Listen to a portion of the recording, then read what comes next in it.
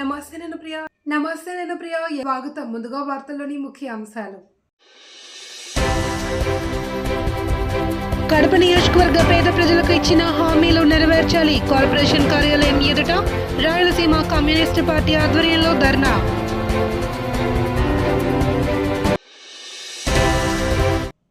ఎన్నికల సమయంలో పేద ప్రజలకు కూటమి ప్రభుత్వం ఇచ్చిన ప్రతి హామీని అమలు చేయాలి అని రాయలసీమ కమ్యూనిస్టు పార్టీ నాయకులు డిమాండ్ చేశారు. పేద ప్రజలకు ఇచ్చిన హామీల అమలుకై కడప కార్పొరేషన్ కార్యాలయం వద్ద పేద ప్రజలతో పెద్ద ఎత్తున ఆందోళన నిర్వహించారు. ఎన్నికల సమయంలో పేద ప్రజలకు అవి చేస్తాం ఇవి చేస్తామని ప్రగల్భాలు పలికిన కూటమి నాయకులు ఇప్పుడు ఎక్కడికి వెళ్లారని రాయలసీమ కమ్యూనిస్టు పార్టీ వ్యవస్థాపక అధ్యక్షులు రవిశంకర్ రెడ్డి విమర్శించారు. ఎన్నికల సమయంలో కడప నియోజకవర్గంలో పేద ప్రజలకు ఎమ్మెల్యే మాధవిరెడ్డి అనేక హామీలు ఇచ్చారని, అయితే ఒకరికైనా ఇళ్ల స్థలాలు రేషన్ కార్డులు ఇచ్చారా అని ప్రశ్నించారు. త్వరలో పేద ప్రజలకు ఇళ్ల స్థలాలు ఇవ్వకుంటే ప్రభుత్వ స్థలాలను ఆక్రమిస్తామని, జెండా పాతుతామని హెచ్చరించారు.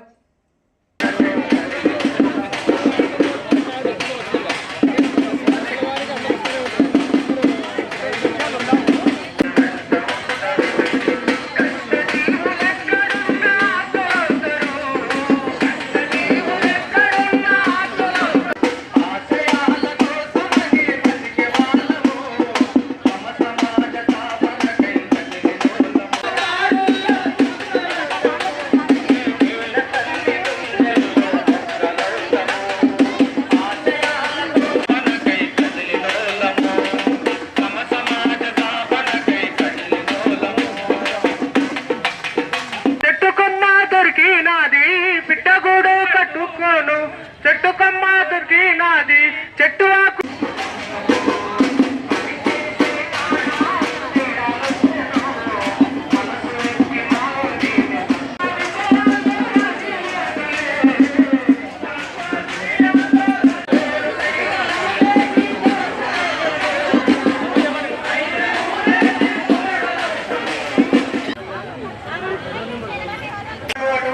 ఎక్కువ మంది పాడమని వస్తారులే.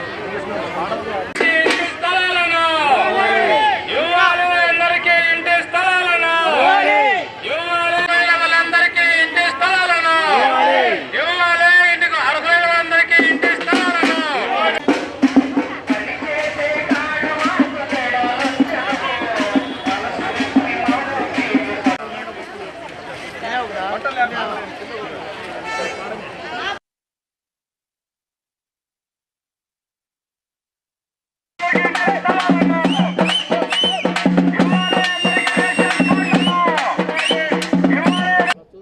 తెలుగుదేశం పార్టీ ప్రతిపక్షంలో ఉన్నప్పుడు ఆనాటి వైసీపీ ప్రభుత్వం సెంటు స్థలం ఇస్తూ ఉంది. ఇది అన్యాయం, మేము అధికారంలోకి వస్తే 2 సెంట్ల స్థలం ఇస్తామని చెప్పి ప్రకటించడం జరిగింది. తెలుగుదేశం పార్టీ తన మేనిఫెస్టోలో కూడా ఈ మాట చెప్పింది. తెలుగుదేశం పార్టీ అధికారంలోకి వచ్చి రేపు మే వస్తే 2 సంవత్సరాలు పూర్తవుతుంది. ఇంతవరకు ఒక పట్టణంలో కానీ ఒక నగరపాలక సంస్థలో కానీ స్థలాలు ఇచ్చేదానికి ఏర్పాట్లు జరగడంలా. అంటే 2 సంవత్సరాల కాలంలో ఏర్పాట్లు కూడా జరగకపోతే ఇచ్చేది ఎప్పుడు అని చెప్పి మేము అడుగుతా ఉన్నాం. ఒకవైపు పిల్లల్ని ఎక్కువ కనమంటున్నాడు చంద్రబాబు నాయుడు గారు, దండిగా కుటుంబాలు కావాలా అంటున్నాడు, జనాభా ఎక్కువ కావాలా అంటున్నాడు, కుటుంబాలు దండిగా ఉండాలా అంటున్నాడు. ఆ కుటుంబాలకు ఇన్లాడో ఆ కుటుంబాల నివాసం ఏడో చెప్పాల్సిన అవసరం లేదా అని చెప్పి మేము అడుగుతా ఉన్నాం. మొత్తం సంపదనంతా తీసుకుపోయి, మొత్తం ఆస్తినంతా తీసుకుపోయి అమరావతిలో కేంద్రీకరిస్తే ఇక్కడ పేదలకు ఇళ్ల స్థలాలకు డబ్బులు ఎక్కడి నుంచి వస్తాయని చెప్పి మేము ప్రశ్నిస్తూ ఉన్నాం.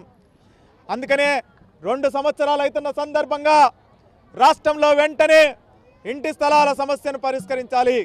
ఒకే ఇంట్లో 3-4 కుటుంబాలు సంసారం చేస్తూ ఉన్నాయి. ఇక్కడ ఉన్నటువంటి మా జర్నలిస్టుల మిత్రులకు కూడా చాలామంది పేదలు ఉన్నారు, వాళ్ళకు కూడా ఇళ్ల స్థలాలు లేనటువంటి పరిస్థితి ఉంది. ఎప్పుడో రాజశేఖర రెడ్డి ముఖ్యమంత్రిగా ఉన్నప్పుడు జర్నలిస్టులకు ఇళ్ల స్థలాలు ఇచ్చినారు, ఇంతవరకు ఇవ్వాల. పేదవాళ్ళకి జగన్మోహన్ రెడ్డి ఇచ్చినాడు, వాళ్ళ ఇంట్లో బాత్రూమ్ అయినా కూడా ఇవ్వాల. పేదలంటే చులకన భావం, పేదలంటే తక్కువ స్థాయి అభిప్రాయం ఉండడం పాలకులకు చాలా ఎక్కువగా కనిపిస్తూ ఉన్నది. ఇది చాలా చింతించాల్సినటువంటి విషయం. అందుకనే రాయలసీమ కమ్యూనిస్ట్ పార్టీగా మేము డిమాండ్ చేస్తా ఉన్నాం. అన్నమయ్య జిల్లాలో సిద్ధవటం, ఒంటిమిట్ట మండలాలను కలపడాన్ని నిరసిస్తూ స్థానిక గ్రామాల ప్రజలు చేస్తున్న ఉద్యమాలు రోజురోజుకి అధికమవుతున్నాయి. బాకరాపేట కేంద్రంగా నిర్వహిస్తున్న నిరాహార దీక్షలు 7వ రోజుకు చేరుకున్నాయి. వీరికి ప్రజలు పెద్ద ఎత్తున మద్దతు తెలిపారు. ఈ సందర్భంగా 7వ రోజు నిరసన చేస్తున్న వారికి వైఎస్ఆర్ కాంగ్రెస్ పార్టీ రాష్ట్ర మహిళా విభాగం ప్రధాన కార్యదర్శి ఏకుల రాజేశ్వరి రెడ్డితో పాటు డ్వాక్రా మహిళలు మద్దతు తెలిపారు. నిరసనలో భాగంగా కడప చెన్నై ప్రధాన రహదారిపై మహిళలు బైఠాయించారు. రాయచోటి వద్దు, కడప ముద్దు అంటూ నినాదాలు చేశారు. కేవలం 5 నుండి 10 కిలోమీటర్ల దూరం ఉన్న కడపను కాదని 100 కిలోమీటర్ల రాయచోటికి వెళ్ళాలి అంటే ఎలా అని ప్రశ్నించారు. ఇప్పటికైనా కూటమి ప్రభుత్వం తీసుకున్న నిర్ణయంపై పునరాలోచించాలి అని కోరారు. లేకుంటే రాబోయే రోజుల్లో పెద్ద ఎత్తున ఉద్యమాలు చేస్తామని హెచ్చరించారు. సిద్ధవటం నీళ్లు కడపలోకి వెళ్తున్నాయి. మరి అటప్పుడు కడపలో ఎందుకు ఉంచలే మమ్మల్ని? రాయచోటికి ఎందుకు వేశారయ్యా మమ్మల్ని? 15 కిలోమీటర్లు కడప, 85 కిలోమీటర్లు రాయచోటి మాకు రాయచోటి మీద బాధ కాదు. మేము నడిచిపోలేము, బస్సుల్లో పోలేము, మేము తిరగలేము. కాబట్టి ఖచ్చితంగా కడపలోనే మేము ఉండాలి. మా మహిళలు భారీ ఎత్తున వచ్చినారు. మా మహిళల బాధ ఏంటండి? కడప ముద్దు, రాయచోటి వద్దు, కడప ముద్దు, రాయచోటి వద్దు, కడప ముద్దు, రాయచోటి వద్దు. మహిళలకు ఎవరికైనా ఏమైనా జరిగిందంటే మీరే బాధ్యత. మా కడపలో పోయి మేము మాట్లాడతాం. కాబట్టి మమ్మల్ని అర్థం చేసుకోండి.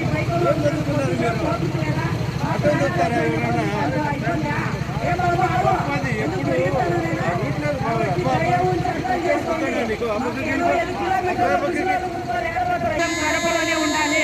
సిద్ధవటం మండలం కడపలోనే ఉండాలి. సిద్ధవటం మండలం రాయచోటి వద్దు, రాయచోటి వద్దు, రాయచోటి వద్దు, రాయచోటి వద్దు. సిద్ధవటం మండలం కడపలోనే ఉండాలి. సిద్ధవటం మండలం కడపలోనే ఉండాలి.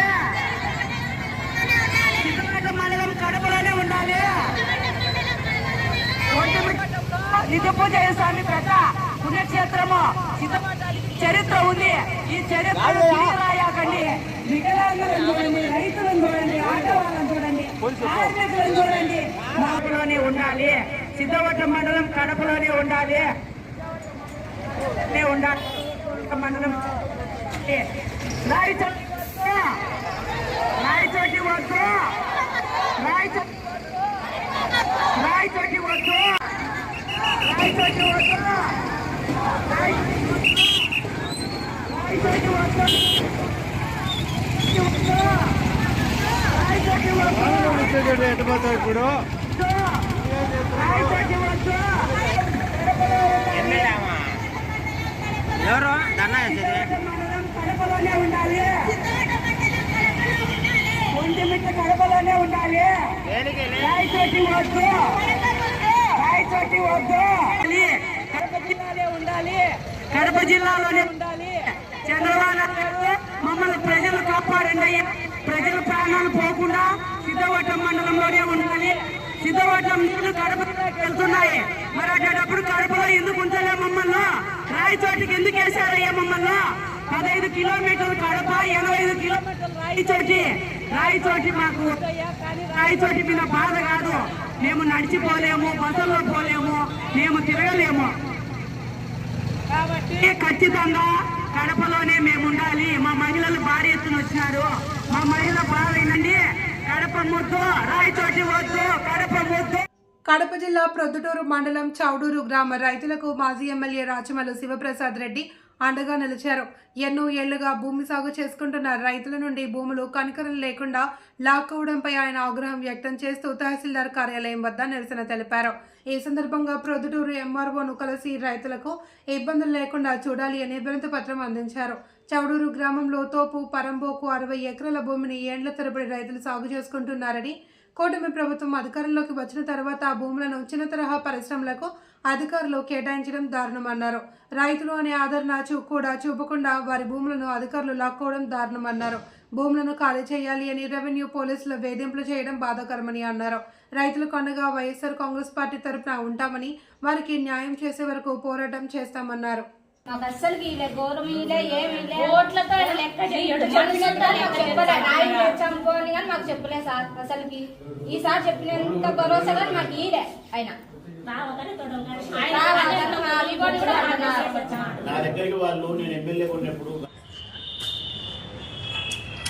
చెప్తా ఉన్నా నేను, ఎందుకంటే మాకు వారి మీద గౌరవం ఉంది. ఈ చౌడూరు గ్రామానికి సంబంధించి తోపు పొరంబోకు స్థలం అంటారు, భూమి తోపు పొరంబోకు భూమి అంటారు. ఇది దాదాపుగా 60 ఎకరాల భూమి. ఈ 60 ఎకరాల భూమిని ఈ మధ్య కాలంలోనే రెవెన్యూ డిపార్ట్మెంట్ దగ్గర నుంచి చిన్న తరహా పరిశ్రమల వారికి హ్యాండ్ ఓవర్ చేసినారు. అది మాకు అభ్యంతరకరం కాదు. కాకపోతే ఈ దాదాపు 60 ఎకరాలలో ఒక 20-22 మంది రైతులు, ఇదిగో వీరు ఈ పేద రైతులు, రెక్కాడితే కానీ డొక్కాడని రైతులు ఇల్లు. ఈ చౌడూరు గ్రామానికి సంబంధించి ఈ రైతులు 20 మంది ఉన్నారు. ఈ 20 మంది కలిసి ఒక 30 ఎకరాలు సాగు చేసుకుంటున్నారు. ఎప్పటి నుంచి సాగు చేసుకుంటున్నారు? జాయింట్ కలెక్టర్ గారికి ఆ అమ్మకు చెప్తా ఉన్నా, 40 నుంచి 50 సంవత్సరాలైంది. 40-50 సంవత్సరాలుగా గోరేసి మోటార్ బిగించి పైప్ లైన్ ఏర్పాటు చేసుకొని కరెంటు మీటర్లు తీసుకొని కరెంటు బిల్లులు కట్టి తర్వాత పన్ను కూడా కట్టినారు. దేనికి? భూమికి పన్ను కట్టినారు. పన్ను కాగితాలు కూడా మా దగ్గర అన్ని రికార్డెడ్గా ఉన్నాయి. కరెంటు బిల్లులు మా దగ్గర ఉన్నాయి. ఈ తెలుగుదేశం పార్టీ అధికారంలోకి వచ్చిన తర్వాత ఈ పేద రైతులు వ్యవసాయం చేసుకునే ఈ భూమిలో చిన్న తరహా పరిశ్రమను నిర్మిస్తారంట. దాని కంప్లీట్ ప్రాజెక్టు రిపోర్టు తయారు చేయలే ప్రభుత్వాన్ని. అన్నమయ్య జిల్లా రాజంపేట మండలంలోని ఊటుకూరు గ్రామంలో గత రాత్రి భారీ చోరీ జరిగింది. స్థానికంగా ఉన్న ప్రభుత్వ ఉపాధ్యాయుడి ఇంట్లో చోరీ జరిగి భారీగా బంగారం ఎత్తుకెళ్లినట్లు తెలుస్తోంది. విషయం తెలుసుకున్న పోలీసులు సంఘటనా స్థలానికి చేరుకుని స్థానికంగా ఉన్న సీసీ కెమెరాలు పరిశీలించారు. సీసీ ఫుటేజ్ ఆధారంగా 4 దొంగతనం చేసినట్లు గుర్తించారు. ప్రభుత్వ ఉపాధ్యాయుడు లక్కాకుల శ్రీనివాస్ ఇంట్లో సుమారు 20 తులాల బంగారు నగలు దొంగతనాన్ని చేసి ఎత్తుకెళ్లినట్లు ఫిర్యాదు చేశారు. శ్రీనివాస్ కుటుంబంతో కలిసి తిరుమలకు వెళ్లడంతో దొంగతనం చేశారని పోలీసులకు ఫిర్యాదు చేశారు. పోలీసులు సంఘటనా స్థలానికి చేరుకుని సీసీ ఫుటేజ్ ఆధారంగా క్లూస్ బృందాన్ని రప్పించి దర్యాప్తు చేస్తున్నారు.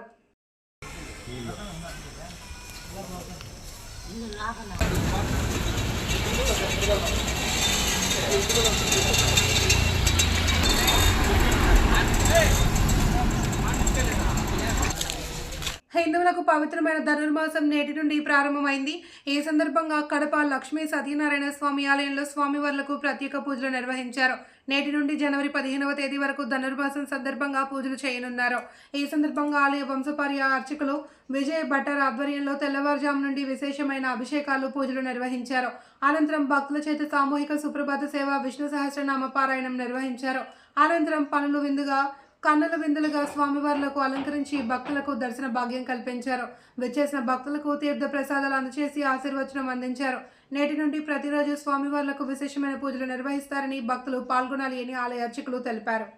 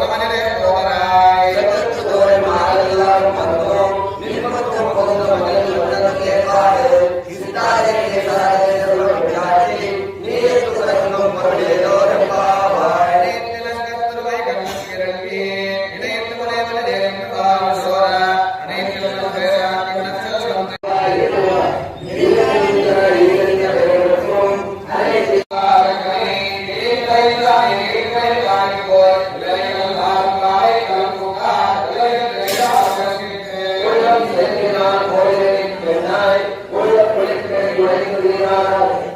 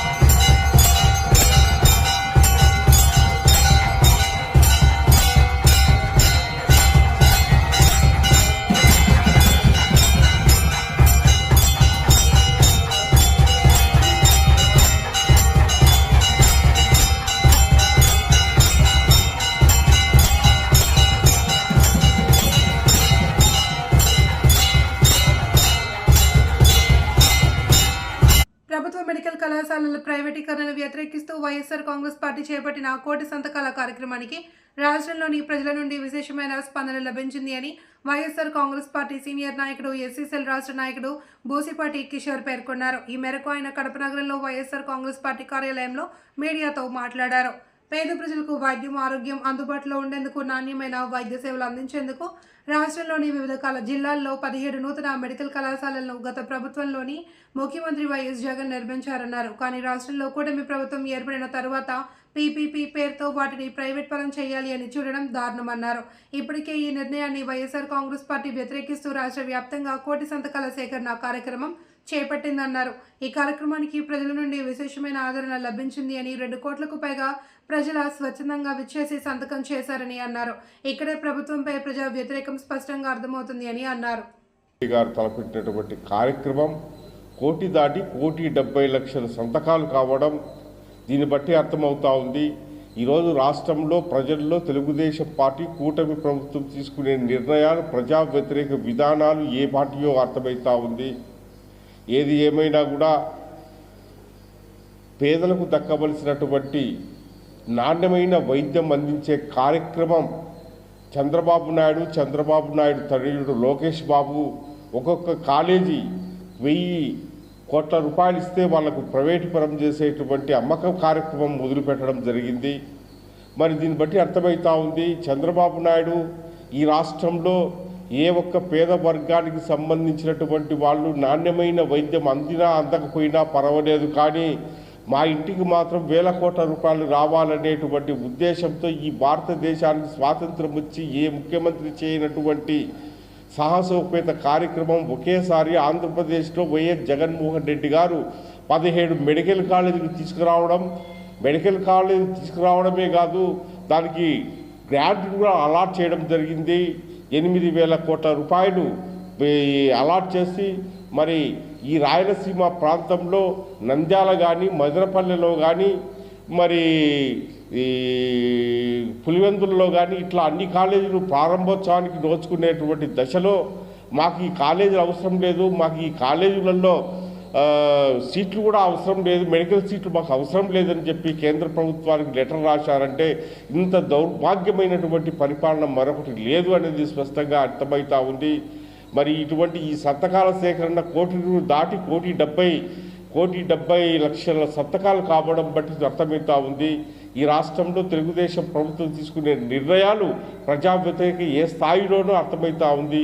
మరి ఇటువంటి పరిస్థితుల్లో వైఎస్ఆర్ కాంగ్రెస్ పార్టీ ప్రజా వ్యతిరేక విధానాలు చేసేటువంటి ఏ కార్యక్రమానైనా కూడా ప్రజల్లోకి తీసుకువెళ్ళి ప్రజలను మమేకం చేసి ఈ తెలుగుదేశం కూటమి ప్రభుత్వం తీసుకునేటువంటి ప్రజా వ్యతిరేక విధానాలను ప్రజలకు చెప్పే కార్యక్రమం జరుగుతూ ఉంది.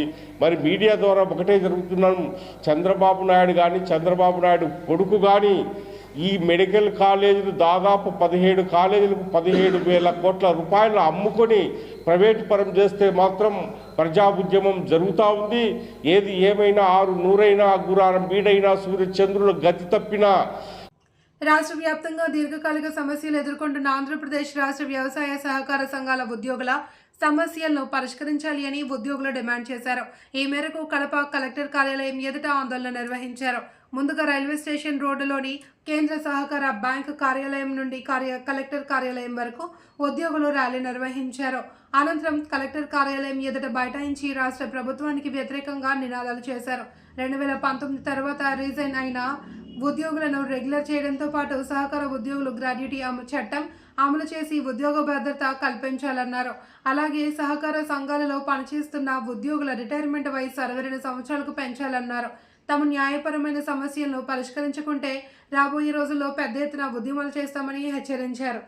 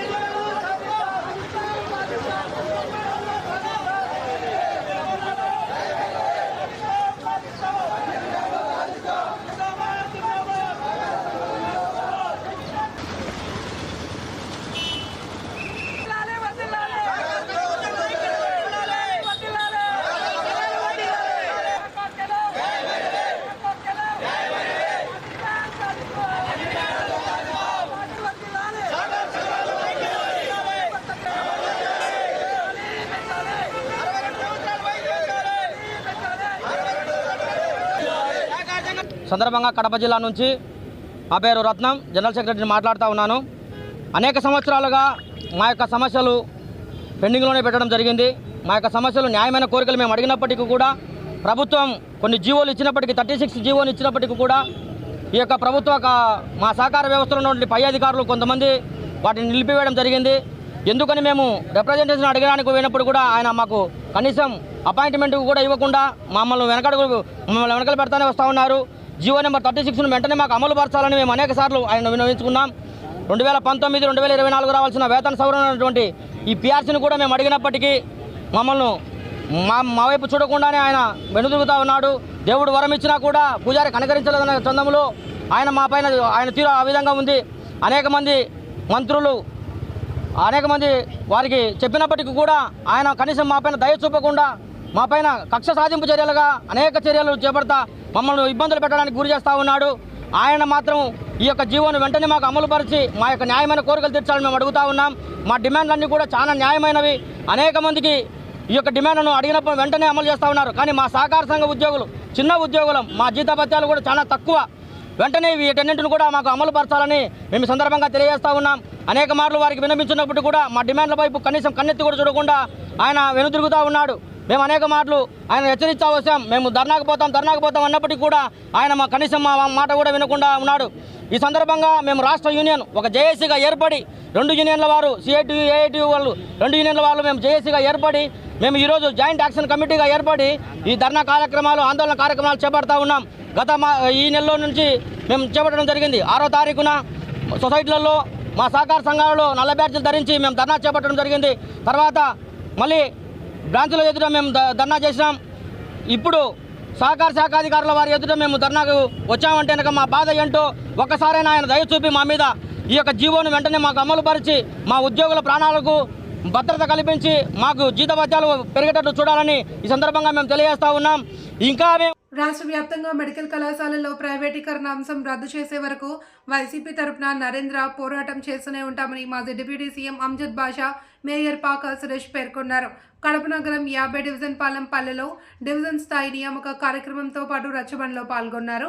ఈ సందర్భంగా డివిజన్ స్థాయి నుండే కమిటీలు బలపడితే 50 రోజుల్లో జరిగే కార్పొరేషన్ ఎన్నికల్లో వైసీపీ గెలుపు సాధ్యమవుతుందన్నారు. ప్రజలకు మేలు చేయడమే వారి సమస్యల పరిష్కారమే ధ్యేయంగా వైఎస్ఆర్ కాంగ్రెస్ పార్టీ నిరంతరం పోరాడుతుందన్నారు.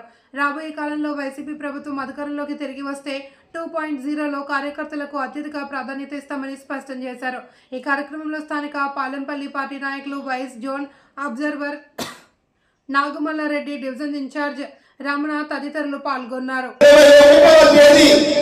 డిసెంబర్ 21వ తేదీ మనందరి ప్రియతమ నాయకుడు మాజీ ముఖ్యమంత్రి వైఎస్ఆర్ కాంగ్రెస్ పార్టీ రాష్ట్ర అధ్యక్షుడు శ్రీ వైఎస్ జగన్మోహన్ జన్మదినోత్సవ శుభాకాంక్షలు తెలియజేసుకుంటూ ఒక కేక్ కట్ చేసుకొని ఒక తీర్మానాన్ని మనం ప్రవేశపెట్టాల్సిన అవసరం ఉంది.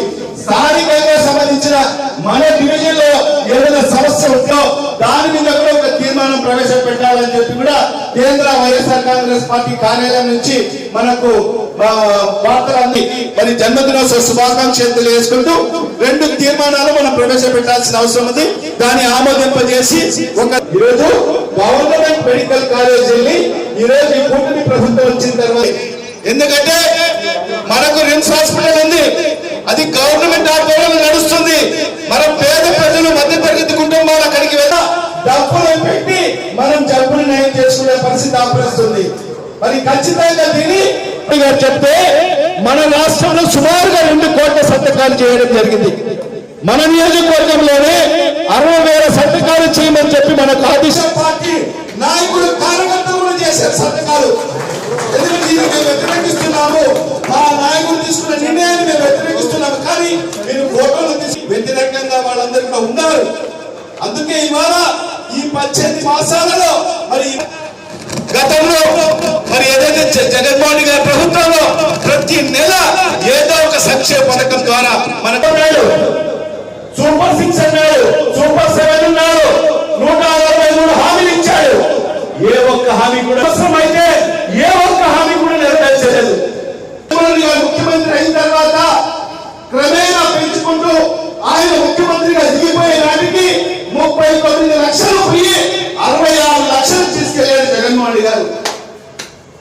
అంటే ప్రతి 3 నెలలకు ఒకసారి ఎవరైతే మీ డివిజన్లో మీ గ్రామాల్లో మరి ఈరోజు ఈ పరిస్థితి ఉందా? ఈరోజు ఈ 18 నెలల కాలంలో ఒక్కటంటే ఒక్క కొత్త పెన్షన్ ఇచ్చారా చంద్రబాబు నాయుడు?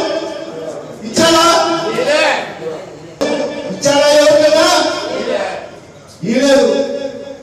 మరి అదేవిధంగా మహిళలకు 18 ఏళ్ళ మహిళలకందరికీ కూడా ఇళ్ళకి 1500 ఇస్తాను నేను. ఇచ్చాడమ్మా నీకు? ఇది దేశంలో ఏ రాష్ట్రంలో పెట్టలేని పథకము మన రాష్ట్రంలో జగన్మోహన్ గారు తీసుకొచ్చారు. ఎందుకు తీసుకొచ్చారంటే మన పిల్లలు చదువుకోవాలి. ఖచ్చితంగా అతన్ని రేపు జరగబోయే స్థానిక సంస్థ ఎలక్షన్ లో మరి ఆ వైఎస్ఆర్ కాంగ్రెస్ పార్టీ అంటే అభిమానంతో పనిచేసే వాళ్ళు మరి జగనన్న కుటుంబానికి రాష్ట్ర అధ్యక్ష